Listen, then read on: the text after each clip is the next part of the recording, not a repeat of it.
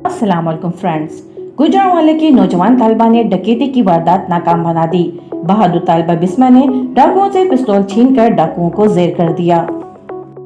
गुजरांवाले के इलाके गुलशन कॉलोनी में नौजवान तालिबा ने डकैती की वारदात नाकाम बनाते हुए डाकुओं को न सिर्फ पकड़ लिया बल्कि इनसे पिस्तौल भी छीन ली।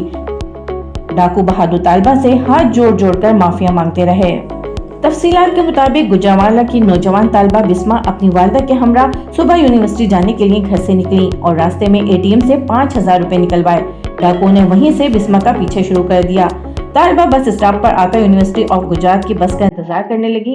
इतनी देर में डाकू आए और उन्होंने बिस्मा से इसका बैग छीनने की कोशिश की, लेकिन बहादुर बिस्मा ने अपने आसाब पर काबू रखते हुए बैग को जोर से थामा और वापस खींच लिया, जिससे डाकुओं की मोटरसाइकिल स्लिप हो गई और वो मोटरसाइकिल से गिर गए और इनके पिस्तौल इनके हाथों से निकलकर जमीन पर जा गिरी।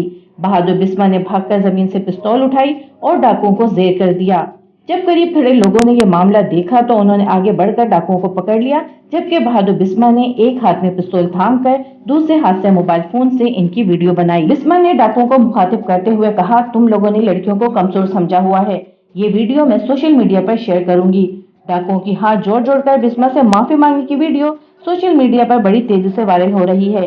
गुजरांवाले की पुलिस ने मौके पर पहुंचकर इन डाकुओं को गिरफ्तार करके इनके खिलाफ मुकदमा दर्ज कर लिया है।